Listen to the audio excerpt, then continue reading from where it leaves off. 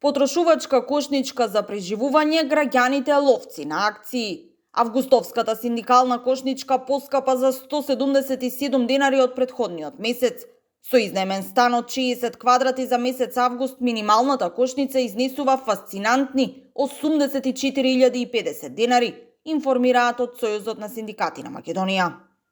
За храна и пијалоци месечните трошоци изнесуваат 25.032 денари, за образование 7.192 денари, за облека и обувки 6.511 денари, за станарина, вода, електрична енергија и грејење 6.370 денари, за транспорт 5.175 денари, ресторани и хотели 4.131 денар, за комуникации 3.677, за хигиена 2.692 денари, а за здравје 1.196 денари.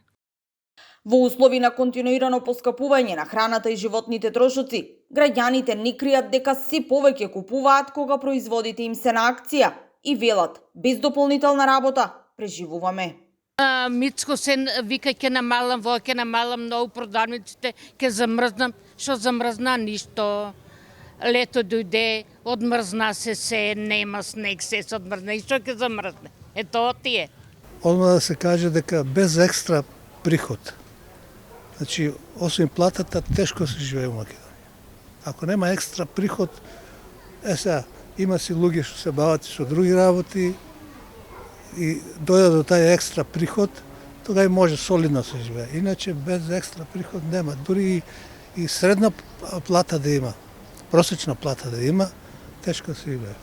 Од опозицијската СДСМ на денешната пресконференција пак најавија дека повторно ќе го поднесат во собранието предлог законот за 600 евра минимална плата.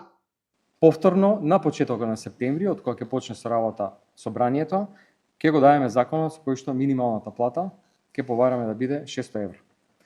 Не 25-6 илјади како што е сега, туку толку колку што им е потребно на луѓето да ги закрпат основните потреби, основните трошоци, посебно кога почнува школската година и кога трошоците за живот, за функционирање многу растат. И додека во Србија минималецот ќе се зголеми и ќе изнесува 600 евра, премиерот Мицковски денес уверува дека економијата е главен приоритет на оваа влада, при тоа потенцирајќи дека, како што рече, Македонија е на прво или второ место во регионот според економските резултати.